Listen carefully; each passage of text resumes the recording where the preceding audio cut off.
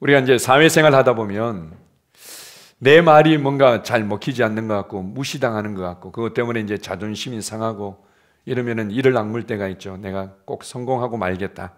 성공해서 나도 이런 사람이고 그리고 내 말과 내 의견을 무시할 만한 그런 사람이 아니다.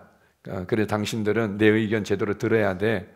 이제 이런 마음이 들어서 이제 억척같이 돈을 벌기도 하고 또 승진하기 위해서 애를 쓰기도 하고 그리고는 또 이제 사업에서 성공하기 위해서 노력하기도 합니다. 우리가 생각할 때는 세상 사람들이 또 기대하는 만족할 만한 성공의 자리에 있어야만 제대로 영향을 끼칠 수 있고 뭔가 좀 주도할 수 있다고 생각하기 때문입니다. 특별히 우리가 연말에 되면 시상식들 많이 하지 않습니까? 상을 줘서 이 사람은 특별한 사람이다. 그래서 이 사람의 어떤 말이나 이 사람의 어떤 삶을 우리가 들여다보고 배울 필요가 있다. 뭐 이제 이런 입장에서 이제 상을 주기도 하는데요. 그 중에 이제 제일 인기가 있는 게 연예인들, 뭐 연기 대상, 뭐 이런 부분들이 있는데요. 그때마다 특별히 좀 두드러진 사람들은 그리스도인들입니다. 그리스도인들은 뭐 주변의 스태프들에게 이제 고마워할 뿐만 아니라 나를 이 자리에 서게 하신 하나님께 감사하는 장면들이 항상 나오죠. 그걸 볼 때마다 또 참 대단하다 이런 생각도 들기도 합니다. 반대로 그래서 저 자리에 서야만 뭔가 영향을 끼칠 것처럼 자신의 삶을 제한적으로 바라볼 때도 있습니다. 영상 하나 보시겠습니다.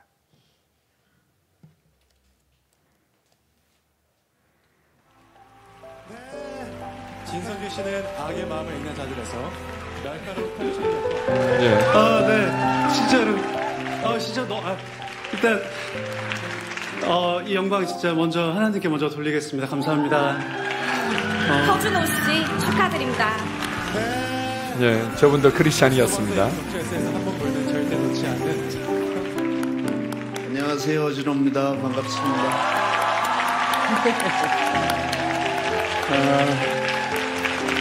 일단 저는 하나님께 영광 돌리겠습니다. 하나님 감사드립니다. 오늘도 이렇게 기적을 베풀어 주시네요. 그리고 다시 저를 분치를 할 수 있도록 매일 기도했던 제 아내 감사합니다. 김영대님 축하합니다. 네, 김영대 씨 축하드립니다. 네, 2022년도 시상식입니다. 미니 시리즈 부문 수상자입니다. 네, 일단 이 모든 영광 하나님께 올려드립니다. 네, 안녕하십니까. 저는 김영대입니다. 박지영님, 이하나님 축하드립니다. 네, 현재는 아름다워에서 진수정 역을 맡아. 제가 개인적으로 지난 벌써 작년이 되었네요. 2022년도에 참 많이 울었어요. 개인적으로 참 항상 힘든 일은 있었지만 꼭 면역이 없는 것처럼 저를 항상 새롭게 힘들게 하고 또 좋은 일도 있었지만 그런데 제가 가장 잘한 일은 예배당에 나가서 하염없이 눈물을 흘린 일이었거든요.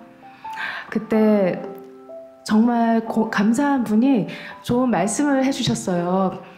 혹시 사실 이 지금 여기의 분위기는 너무 행복하고 좋은데 혹시 지금 이 순간에도 홀로 외로운 싸움을 하시는 분들이 계신다면 저 이 말씀 꼭 공유하고 싶어서 제가 좀 적어왔거든요. 우리의 지금 이 고난은 결국은 지나가는 것이며 이것을 잘 견뎌내었을 때 그 고통 모두를 능가하고도 남을 영원한 영광을 우리에게 이루어 줄 것입니다. 이 말씀 꼭 나누고 싶었습니다. 2023년은 꼭 승리하셨으면 좋겠습니다. 감사합니다.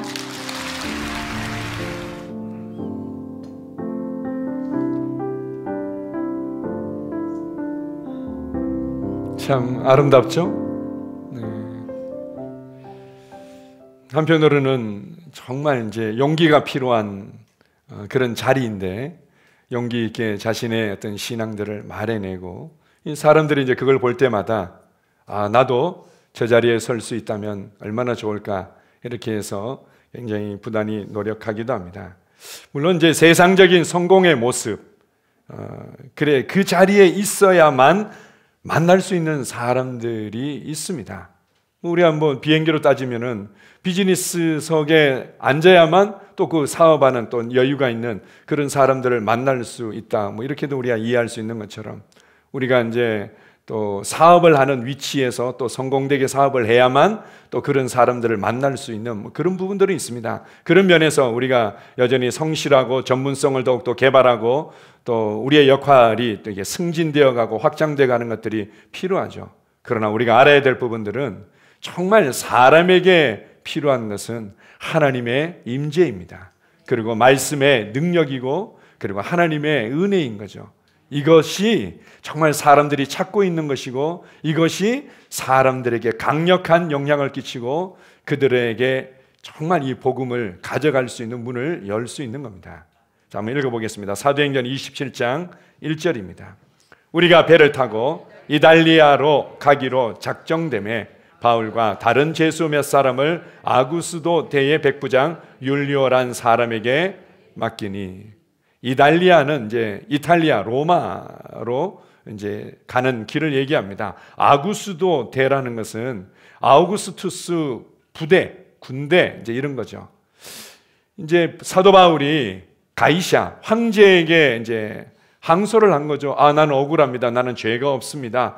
나를 이렇게 가두어둘 아무것도 없습니다. 그러면서 이제 마지막 우리로 보면 이제 대법원의 최종 판결 같은 자리가 가이샤 황제에게 이제 항소한 것이었습니다. 이제 그래서 아마 아우구스투스 부대의 백부장이 그를 호송하게 된 것 같습니다. 그래서 이제 이탈리아로 로마로 압송되어져 가는 과정들을 그리고 있습니다.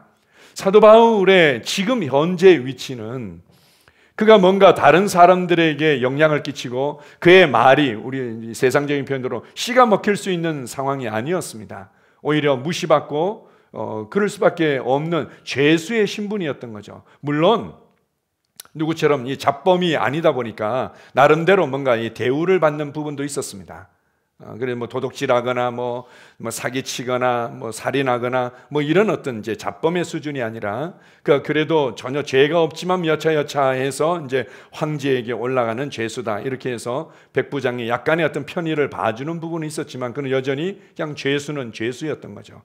죄수의 신분에게서 어떤 뭘 기대할 수는 없습니다. 죄수가 뭔가를 하는 것에 대해서 우리가 크게 영향을 받을 건 없죠. 그러나 오늘 읽었던 본문 말씀을 전체를 보게 되면 바로 그 200명이 넘는 약 300명 가까이 되는 그 큰 배와 그 사람들이 함께 있는 그 장소에서 이 모든 상황을 주도하고 그들에게 아주 큰 영향을 끼치는 것을 잘 보여주고 있습니다. 사도행전 27장 9절에서 11절입니다. 여러 날이 걸려 금식하는 절기가 이미 지났으므로 항해하기가 위태한지라 바울이 그들을 권하여 말하되 여러분이여 내가 보니 이번 항해가 하물과 배만 아니라 우리 생명에도 타격과 많은 손해를 끼치리라 하되 백부장이 선장과 선주의 말을 바울의 말보다 더 믿더라. 선장과 선주 하면 나름대로 재력도 있고 그리고 전문성도 갖추고 있고 그리고 노련한 어떤 삶의 지혜들을 가지고 있는 사람들이죠. 그렇게 해서 이제 로마로 가려고 하는데 이게 아무래도 이제 사도 바울의 이 감동 가운데 성령님께서 주시는 감동 가운데 이 여행이 문제가 될 수도 있을 것 같다라는 것들을 이제 받았는데 이제 그게 이제 말이 씨가 안 먹히는 거죠. 죄수 주제에 네가 바다를 알면 얼마나 알겠어. 이 항로를 네가 알면 얼마나 알겠니. 아니, 지금 가야 될 수밖에 없는 상황이기도 하고 아니 이렇게 날씨도 좋고 순풍이 부는데 이 얼마나 이제 좋은 여정이냐 라면서 그냥 바울의 말이 무시당하는 것들을 잘 보여주고 있습니다. 이제 그러다 보면 이제 사람들이 나도 선주가 되고 말지, 나도 선장이 되고 말지 그렇게 해야만 될 거라는 자신만의 기준들을 가지는 경우들이 많습니다. 뭐 이제 작은 예로 가끔 안타까울 때가 있는데요. 그런 분들이 있습니다. 교회 가운데 우리 남자 성도들보다는 여자 성도들이 많다 보니까 이런 고백들을 하죠. 우리 남편 하나도 구원하지 못하는데 제가 누구한테 복음을 전하겠어요? 우리 애 하나 변화되지 않고 있는데 내가 어떻게 사람들에게 복음을 제대로 전하겠어요? 이러면서 이게 벙어리로 살아가는 경우들이 많이 있습니다.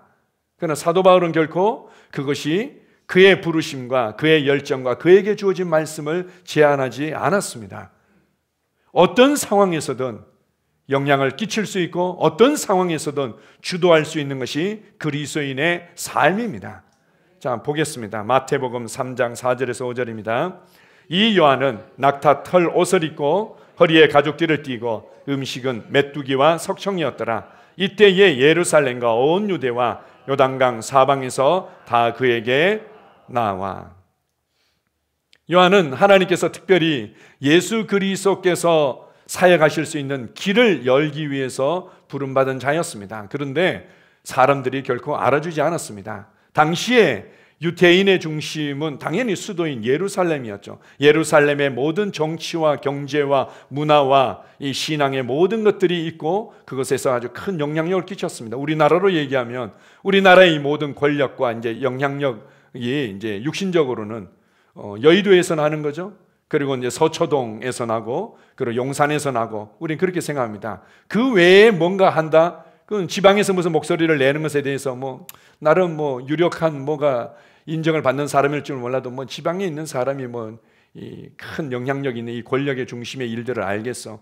이렇게 여기는 것처럼 이 침례 요한은 아주 변두리 사람이었습니다. 예수님도 나사렛 예수라고 부르는 이유는 사실은 약간 빈정거리는 말투와 같습니다. 나사렛이라는 얘기가 아주 촌구석이라는 거죠. 아주 촌구석에서 뭘 배우면 지가 얼마나 배웠겠어. 알면 얼마나 알겠어. 이제 이런 거였죠. 침례 요한은 이제 그렇게 되어졌습니다. 제가 이제 그 서울에서 오래 살았었는데요. 그렇게 하다가 이제 분당 예담교회 같이 생활하기 위해서 이제 결단하고 분당으로 이사하게 되었습니다. 어떤 사람들은 천당 밑에 분당이다 이래가지고는 분당이 그렇게 살기 좋다고 얘기를 하는데 뭐 잘 몰랐지만 저도 살아보니까 좋긴 좋더라고요. 좋긴 좋은데 그때 이제 서울에 있었던 같이 생활했던 어디 그 사람들 친구들이 뭐라고 얘기하냐면은 아니 왜 시골로 가냐고. 그러니까 서울 사람들의 눈에는 서울 빼면 다 시골인 거죠. 그리고는 이제 놀리면서 하는 얘기가 아니 전화하려면 031 눌러야 돼 이제 이렇게 얘기하더라고요. 요즘에 핸드폰이 이제 대중화됐지만 당시에는 일반 전화기였는데 031을 눌러야 돼 이제 이렇게 얘기를 하더라고요.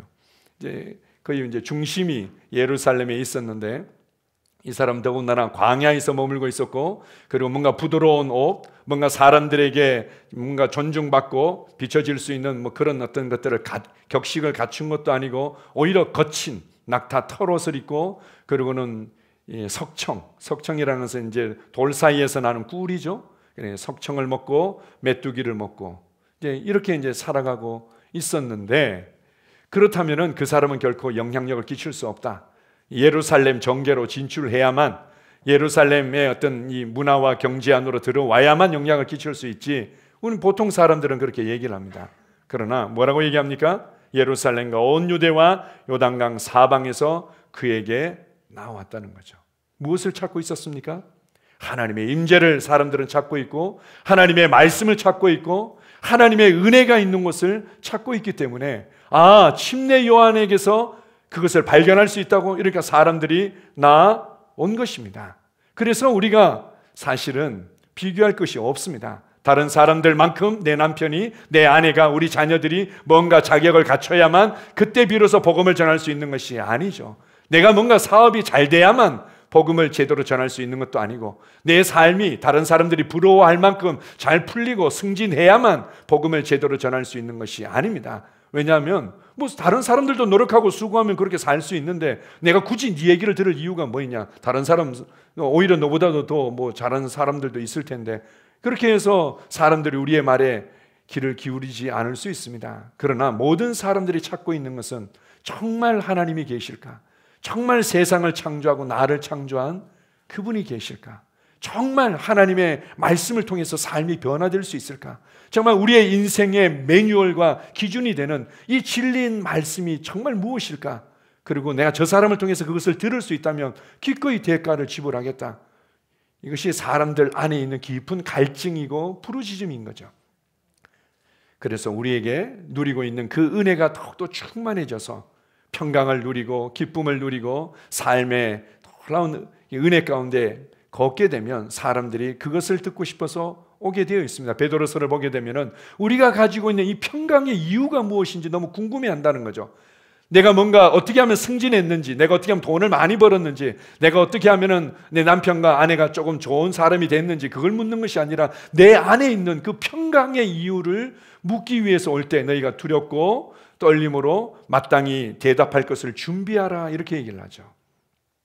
밑에 땡 한번 읽어봅시다. 자, 시작. 물론 세상적인 성공한 모습 그 자리에 있어야만 만날 수 있는 사람들도 있습니다. 그러나 하나님의 임재와 말씀의 능력과 은혜는 사람들을 잡아당기는 강력한 힘이 있습니다. 그래서 비교할 필요가 없다는 겁니다. 사도 바울과 믿음의 선진들을 통해서 보여주는 것은 그냥 어떤 상황에서든 사람들에게 영향을 끼쳤고 어떤 상황에서든 그 상황을 주도했고 어떤 상황에서든 그들에게 복음의 능력을 보여주는 삶을 살아갔습니다. 구체적으로 어떻게 그런 삶을 살 수 있는지 몇 가지를 보겠습니다. 첫 번째, 무엇보다도 확신과 담대함을 말씀으로부터 그는 취하고 가지고 있었습니다. 사도행전 27장 20절에서 22절입니다. 여러 날 동안 해도 별도 보이지 아니하고 큰 풍랑이 그대로 있음에 구원의 여망마저 없어졌더라. 여러 사람이 오래 먹지 못하였음에 바울이 가운데 서서 말하되 여러분이여 내 말을 듣고 글에 대해서 떠나지 아니하여 이 타격과 손상을 면하였더라면 좋을 뻔하였느니라. 내가 너희를 권하노니 이제는 안심하라. 너희 중 아무도 생명에는 아무런 손상이 없겠고 오직 배뿐이리라. 큰 풍랑 가운데 들어가게 됩니다. 이 사도 바울이 처음에 출발하기 전에 권면을 했는데 이제 무시를 받았죠. 그렇게 해서 이제 출발을 했는데 지중해에 이제 큰 태풍들이 있는데 유라굴라라는 이제 태풍을 만나 가지고는 여기 보면은 열 나흘 동안이나 해도 보지 못하고 별도 보지 못하고 완전히 표류하게 되는 거친 파도에 고생하는 장면이 나오고 있습니다. 그리고 여기서 표현하기를 큰 풍랑이 그대로 있었다. 가다가 좀 좋아지고 가다가 좋아지고 이런 게 아니라 거친 풍랑이 그렇게 거의 2주 가까이를 몇 날 며칠을 그렇게 괴롭혔다는 거죠. 구원의 여망마저 없을 때 사람들은 불안해하고 두려워하고 우울해하고 때로는 원망하고 분노하죠. 그때 무엇이 필요합니까? 누가 이 상황을 주도하고 그들에게 제대로 영향을 끼칠 수 있습니까? 바로 확신과 담대함을 가지고 있는 사람들입니다. 이 상황에서 어떻게 확신할 수 있고 이 상황에서 어떻게 담대할 수 있는가? 이제 안심해라. 괜찮아. 이제 안심해라. 아이들 같은 경우요. 아이들은 뭔가 조그마한 일만 당해도 막 불안해하고 답답해하고 화나고 이러죠. 그럴 때 이제 엄마 아빠가 괜찮아. 괜찮아. 일어서 괜찮아. 그거 이렇게 주워. 괜찮아. 이렇게 이쪽으로 치워놔. 괜찮아. 특별히 이제 물을 엎질르거나 뭐가 깨졌을 때 애들이 얼굴이 그냥 완전히 잿빛이 되는 경우들이 있죠. 괜찮아. 그거 치우고 이쪽으로 와 있어. 그러면 애가 순간적으로 마음이 그냥 편안해지고 안정감을 느끼지 않습니까?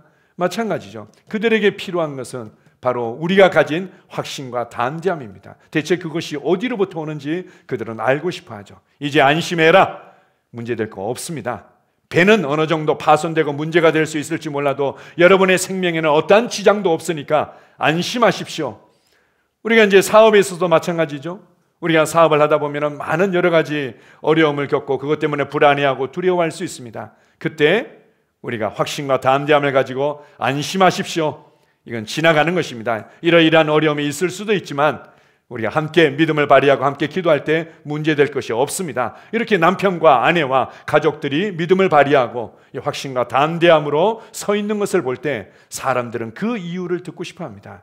자, 하나 더 보겠습니다. 사도행전 27장 23절에서 26절입니다. 내가 속한 바 곧 내가 섬기는 하나님의 사자가 어젯밤에 내 곁에 서서 말하되 바울아 두려워하지 말라. 내가 가이사 앞에 서야 하겠고 또 하나님께서 너와 함께 항의하는 자를 다 너에게 주셨다 하였으니 그러므로 여러분이여 안심하라. 나는 내게 말씀하신 그대로 되리라고 하나님을 믿노라. 그런즉 우리가 반드시 한 섬에 걸리리라 하더라.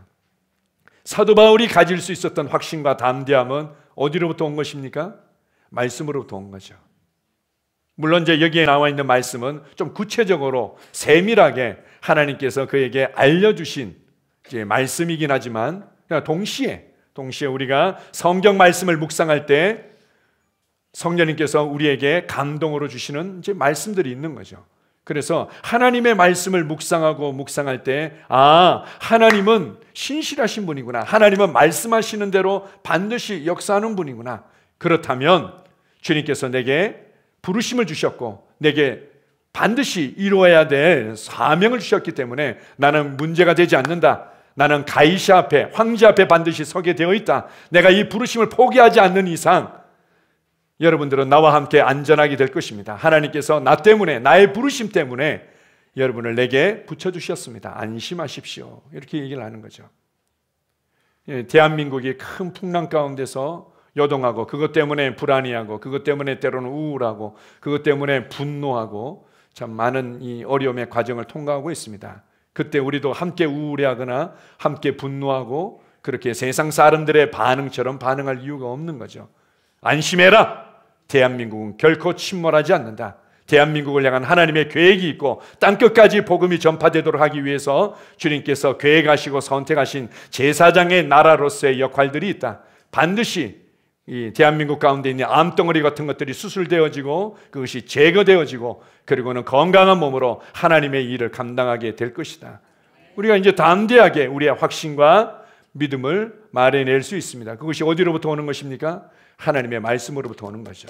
그래서 내게 말씀하신 그대로 되리라고 하나님을 믿노라. 하나님을 나는 믿습니다. 우리가 히브리서 13장 6절에 보게 되면 주님께서 말씀을 통해서 이렇게 우리에게 하십니다. 내가 너를 떠나지 않겠다. 내가 너를 떠나지 않겠다. 내가 끝까지 너를 함께하며 너를 보호하겠다. 이렇게 얘기하면 좋은 말씀이네요. 이렇게 하는 것이 아니라 이 6절에 보게 되면은 동일하게 이 말씀을 나의 말씀으로 취해서 나의 믿음의 고백으로 말하는 것입니다. 그렇습니다, 주님. 나는 그 어떤 것도 두려워하지 않습니다. 주님이 나를 돕는 자시기 때문에 나는 두려워하지 않습니다. 나는 요동하지 않습니다. 이렇게 고백하는 겁니다. 여러분 안에 어떤 확신과 담대함이 있습니까? 그 확신과 담대함이 어디로부터 온 것입니까? 나의 실력이나 나의 능력이나 나의 경험으로부터 왔다면 그것은 반드시 흔들리게 되어 있습니다.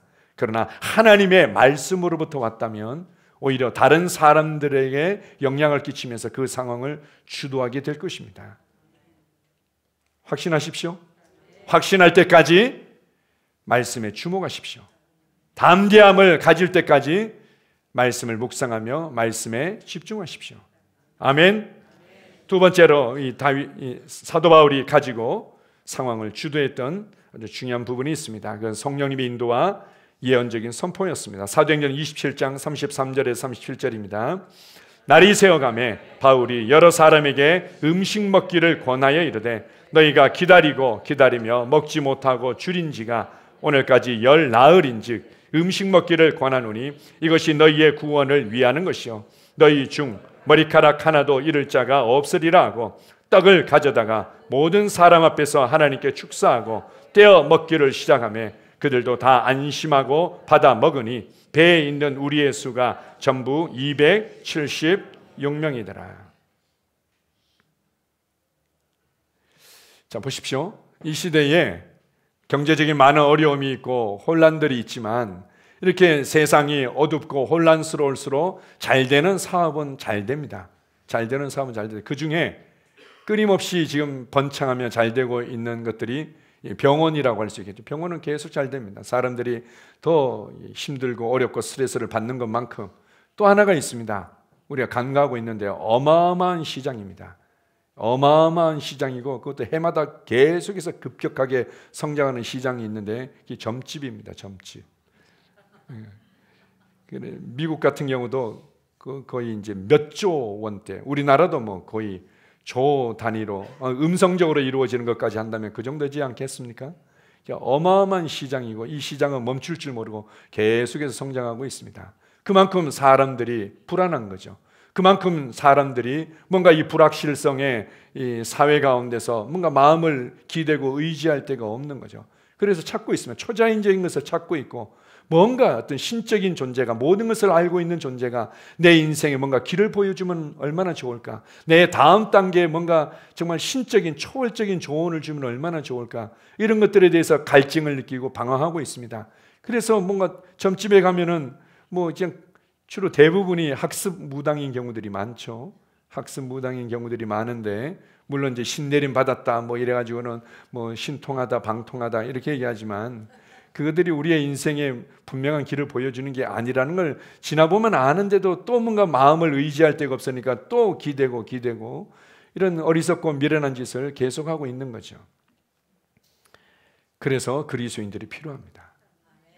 그래서 그리스도인들이 바로 그들에게 참된 빛이 되고 방향이 되고 길을 제시해 줄 수 있습니다. 사도 바울이 뭐라고 얘기합니까? 너희 중 머리카락 하나도 상하는 일이 없을 것이다. 너희 몸이 문제가 되는 경우들, 다치거나 문제가 되는 경우들은 하나도 없을 것이다. 또 하나는 오직 그러나 배는 파손될 수 있다라고 그가 성령의 감동을 따라서 담대하게 말해냅니다. 그리고 우리가 반드시 한 섬에 있게 될 것이다. 한 섬에 도착하게 되고 그곳에서 체류하면서 회복되어져서 다시금 새롭게 시작하게 될 것이다. 이건 성령님께서 정확하게 가르쳐 주시고 인도해 주신 부분이죠.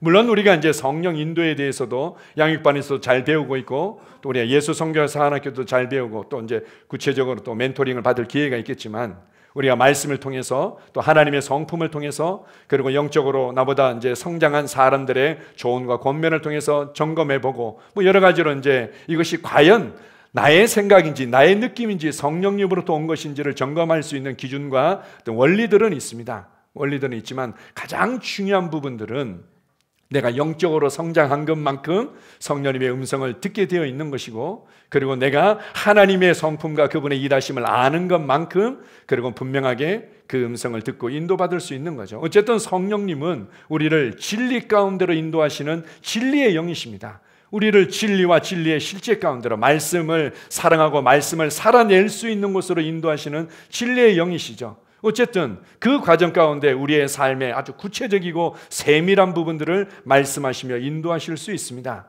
저는 잘 안 들리는데요. 답은 하나입니다. 그냥 내 양들은 내 음성을 듣게 되어 있다. 어떻게 해야 됩니까?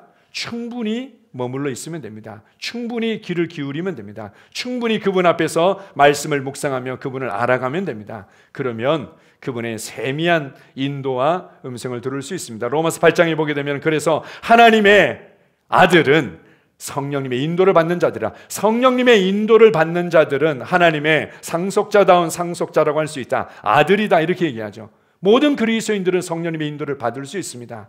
그리고 그것으로 다른 사람들에게 답을 줄 수 있습니다.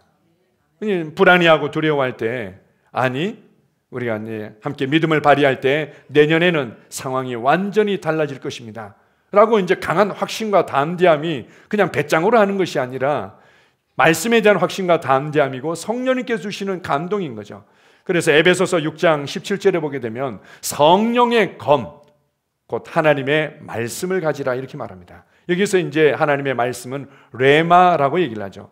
이 기록되어진, 성경에 기록되어진 말씀을 로고스라고 그리스어 헬라어로 이렇게 얘기하는데요. 성령님의 감동에 의해서 내 입으로 말해진 말씀을 레마라고 얘기합니다. 우리가 영적인 전쟁에서 무기가 되고 우리의 삶에 강력한 능력이 나타나도록 하는 것은 바로 이 레마의 말씀인 거죠. 성령님께서 주신 감동을 내 입술로 담대히 말해낼 때 이게 성령의 검으로 역사하는 것입니다. 사람들은 이것을 듣고 싶어 합니다. 그들에게 우리가 이것을 줄 수 있습니다. 우리가 이것을 들을 때 아무리 요동치든, 내 가정 가운데, 내 삶 가운데, 직장 가운데 무슨 문제가 있더라도 잠잠할 수 있는 거죠.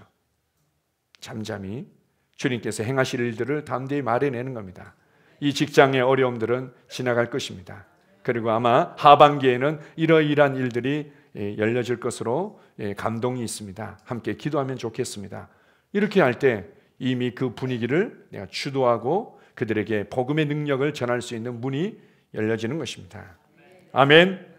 자, 세 번째, 섬김의 자리에서 성령의 능력을 나타내는 것입니다. 사도행전 28장 3절에서 5절입니다. 바울이 나무 한 묶음을 거두어 불에 넣으니 뜨거움으로 말미암아 독사가 나와 그 손을 물고 있는지라. 원주민들이 이 짐승이 그 손에 매달려 있음을 보고 서로 말하되 진실로 이 사람은 살인한 자로다. 바다에서는 구조를 받았으나 공의가 그를 살지 못하게 함이로다 하더니 바울이 그 짐승을 불에 떨어버리며 조금도 상함이 없더라. 드디어 이제 배가 육지를 발견해서 이제 육지로 이제 들어가게 되는데 이 물이 겹치는 곳이 있었습니다. 물이 겹치는 곳에 배가 끼다 보니까 앞뒤 배가 이제 파손되어져서 간신히 이제 물로 뛰어내려 가지고는 물에 뜬 나무 조각 같은 걸 붙들고는 육지로 들어온 거죠. 이제 원주민들이 불쌍히 여겨 가지고는 뭔가 이렇게 불도 피워주려고 그러고 도와주려고 한 겁니다. 사도 바울도 얼마나 힘들었겠습니까? 그리고 이 사람들 전체가 열 나흘 동안 제대로 먹지도 못하고 자지도 못하는 상황이었고 그냥 딱 한 끼 먹은 것처럼 성경에는 보여집니다. 다들 힘든 상황이었죠. 널브러질 수 있는 상황에서 사도 바울이 어떻게 합니까? 나뭇가지들을 모아다가 불 피우는데 기꺼이 섬기는 자리로 들어간 겁니다. 그렇게 사랑으로 섬기려고 했는데 독사가 왜 나옵니까? 나뭇가지에 독사가 나온 거죠. 우리가 봤을 때는 내가 이렇게 섬기려고 했는데 하나님 말씀대로 살려고 했는데 그리고 다른 사람들을 세워주려고 했는데 왜 독사가 나와가지고는 내 손을 물었는지 모르겠어요. 이렇게 얘기를 하는 거죠. 그리고 이 독사는 좀 이상한 놈이었습니다. 보통 물고 도망가야 될 텐데 꽉 물고는 매달려 있는 거죠. 귀신 들린 독사였을지도 모르겠습니다. 꽉 물고 있으니까 사도 바울이 어떻게 합니까? 이걸 가지고는 막 떨어내는 거죠. 좀 떨어져라 떨어져. 사람들이 놀란 겁니다. 아니 금방 뭔가 뚱뚱뚱 붓거나 뭔가 이렇게 거품을 물면서 쓰러져야 되는데 오히려 그냥 이 꽉 물고 있는 이 독사를 그냥 막 떨어내고 나서는 아무렇지도 않게 있으니까 혹시 신이 사람의 모습으로 나타난 거 아닌가? 이렇게 가지고 막 사도 바울을 아주 특별하게 이제 생각하면서 그렇다면 당시에 이제 작은 섬이었던 것 같습니다. 보블리오라는 이제 지도자, 이제 추장이라고도 할 수 있는데요. 그의 아버지가 이제 열병으로 아주 고생하고 있었는데 이질이라고 이제 개역성경에 나오는데요. 어쨌든 고생하고 있었는데 사도 바울이 가서 그에게 손을 얹어서 치유합니다. 그랬더니 그가 낫게 되죠. 그랬더니 온 섬에 있는 원주민들 그들이 이제 아픈 사람들을 데려와서 사도 바울이 다 손을 얹고 기도해줘서 그들이 치유를 경험하게 됩니다. 이제는 배에서뿐만 아니라 섬 전체의 분위기를 주도하고 영향을 끼치고 그들에게 복음의 능력을 흘려보내는 장면을 보여주고 있습니다. 어떻게 할 때요?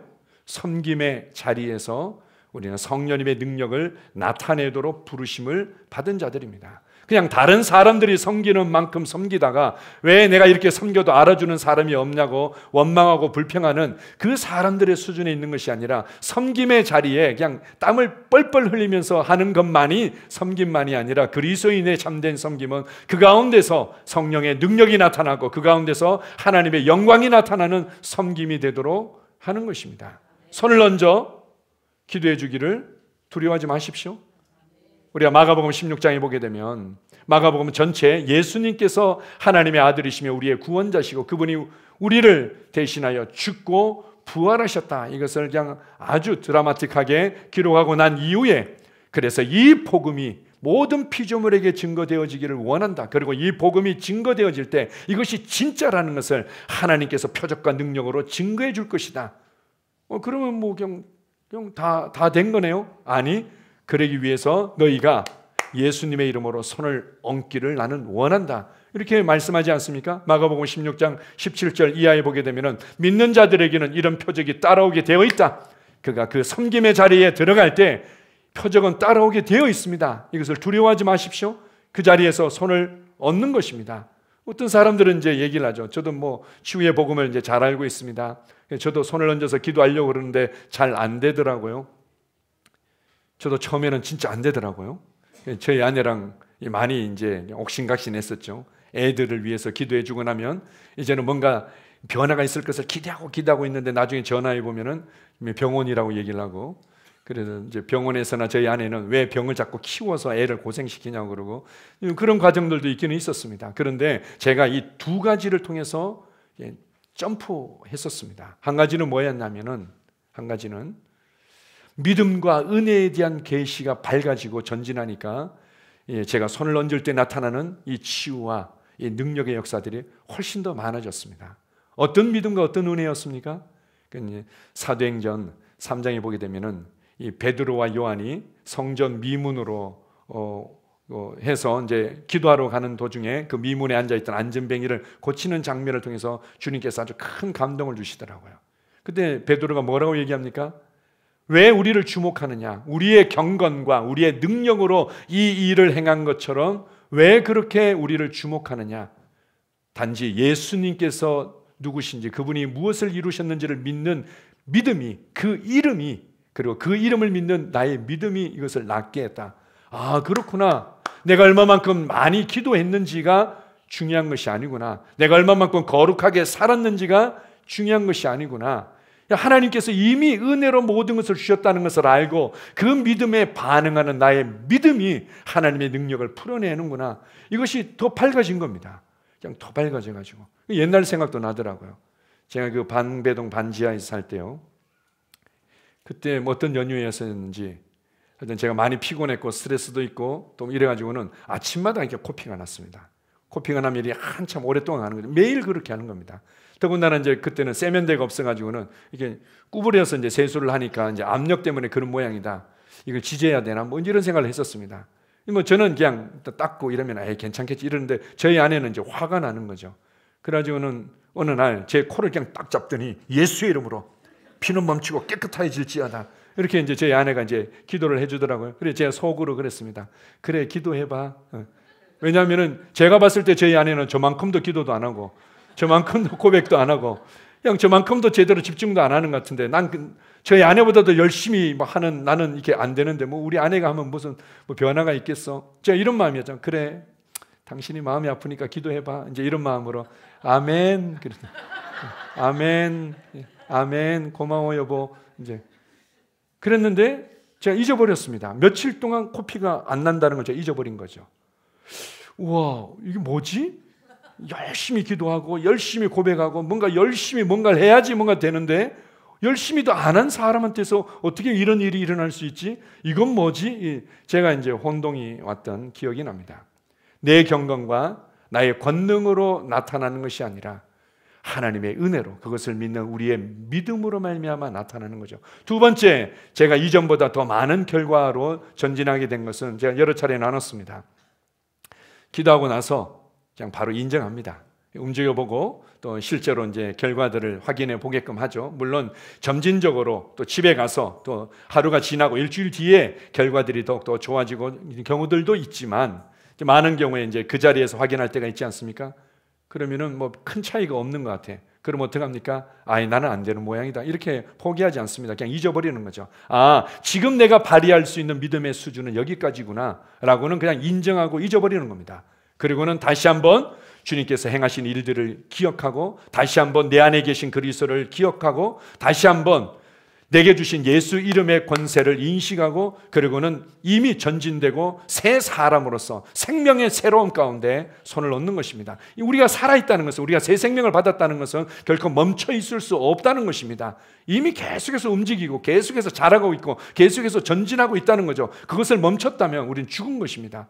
우리 안에 받은 새 생명은 우리를 그렇게 만드는 것이 아니죠. 쇠하지 아니하고 그리고 결코 썩지 아니하는 하나님의 신성한 생명이 우리 안에 들어왔는데 그것을 인식하고 새 사람으로 또 손을 얹는 겁니다. 그리고는 또 나의 믿음의 수준을 인정하고 그냥 잊어버리고 그리고 또 손을 얹고 그리고 때로는 점진적으로 또 나타날 것들을 기대하면서 또 믿음 가운데 서 있기도 하고 그렇게 했더니 계속 전진한 겁니다. 여러분이 열심히 섬긴다고 그 사람이 감동되어지고 감동되어질 때까지 섬겨야 되는데 그게 언제냐고 이렇게 원망하며 불평할 이유가 없습니다. 섬김의 자리에서 하나님의 영광이 나타나도록 문을 여십시오. 섬김의 자리에서 성령의 권능이 나타나도록 손을 얹으십시오. 내가 기꺼이 기도해 주겠다고 물으십시오. 제가 기도해 드리겠습니다. 제가 기도할 때 많은 하나님의 응답이 나타납니다. 제가 기도해 드릴게요. 안 나타나던데 그러면 그건 잊어버리는 겁니다. 그냥 잊어버리고 다시금 손을 얹는 것이죠. 그렇게 할 때 하나님의 은혜가 우리의 믿음을 통해서 놀랍게 나타나게 될 줄 믿습니다. 속지 마십시오. 다른 사람들과 비교하면서 열등감을 느끼거나 낙심하지 마십시오. 우리는 어떤 상황에서도 영향을 끼치는 자로 부르심받았습니다. 어떤 상황에서도 주도하고 복음을 나눠줄 수 있는 사람들로 부르심받은 것입니다. 이게 안 되어지면 할 수 없다고 누가 그렇게 얘기했습니까? 이게 안 되어지기 때문에 나는 자신 있게 말할 수 없다고 누가 그랬습니까? 이게 되어지는 게 영향을 끼치는 것이 아니라 하나님의 임재가 영향을 끼치는 것이고 말씀이 영향을 끼치는 겁니다. 스미스 위글스워스 목사님 같은 경우는 아주 위대한 믿음의 사도였고 영국의 어마어마한 이제 치유의 역사들을 가져온 분이었습니다. 그럴 때마다 항상 공격받는 멘트가 있었습니다. 당신 딸은 왜 그래요? 그런 거죠. 아마 이제 스미스 위글스워스 목사님 딸의 아마 좀 고질병 같은 것들이 있었던 모양입니다. 사람들이 알고 공격할 만한 아마 빌미거리가 있었던 모양이죠. 그럴 때마다 스미스 위글스워스 목사님은 내일은 내가 알아서 할 테니까 당신은 당신 일이나 신경 쓰라고 그렇게 얘기한 겁니다. 내 딸이 고침받기 전에는 다른 사람에게 손을 얹을 수 없습니까? 아니요. 우리가 100% 모든 것을 알지 못하는 어떤가 있겠죠. 그러나 그것이 중요한 것이 아니라 우리는 어떤 상황에서도 우리는 손을 얹을 수 있고 어떤 상황에서도 하나님의 임재를 흘려보낼 수 있고 어떤 상황에서도 말씀의 능력을 보여줄 수 있습니다. 그렇게 담대하게 여러분의 삶을 살아가십시오. 아멘. 따라서 고백하겠습니다. 나는 하나님의 말씀에 대해 확신합니다. 나는 하나님의 말씀으로 담대하게 살아갑니다. 나는 성령님의 인도를 받습니다. 나는 예언적인 선포로 그들을 살려냅니다. 나는 섬김의 자리에서 성령의 능력으로 살아갑니다. 나를 통해 하나님의 영광이 나타납니다. 나는 어떤 상황에서도 영향을 끼치는 자입니다. 나는 어떤 상황에서도 주도하는 삶을 살아갑니다. 아멘. 그렇습니다, 주님. 세상 사람들은 신성한 초자연적인 살아계신 하나님의 임재를 찾고 있습니다. 그들은 정말 인생의 기준이며 매뉴얼인 진리가 어디 있는지를 찾고 있습니다. 그 진리가 능력으로 삶의 역사하는 것들을 보고 싶어 합니다. 하나님의 그 사랑과 은혜가 어디 있는지를 찾고 있습니다. 이것이 그들에게 영향을 끼치고 이것만이 우리가 놓여있는 상황 가운데서 그들을 주도하며 복음의 영향을 끼치는 줄 믿습니다. 주님, 우리가 세상 사람들의 성공의 위치, 성공의 자리에 있어야만 할 말이 있다고 여기는 모든 미련하고 어리석은 생각들을 내려놓습니다. 여전히 우리가 성실하고 전문성을 가지고 우리가 승진하는 삶을 살아가지만 그러나 무엇보다도 나는 말씀에 대한 확신과 담대함 가운데 살아갈 것입니다. 그 확신과 담대함이 요동하고 불안해하는 자들에게 참된 빛을 비추게 될 것입니다. 성령님의 인도와 예언적인 선포만이 그들이 방황하고 있는 그들에게 참된 방향을 제시하게 될 것입니다. 섬김의 자리에서 성령의 능력이 나타나고 섬김의 자리에서 하나님의 영광이 나타날 때 그들은 마음문을 열고 살아계신 하나님을 보게 될 것입니다. 이 일에 우리를 선택하시고 통로로 사용하여 주심을 감사합니다. 하나님의 임재와 말씀의 능력과 그 은혜가 성령님을 통해서 우리 안으로부터 흘러가고 나타나게 하심을 감사합니다. 주님만을 경배합니다. 예수님 이름으로 기도합니다. 아멘.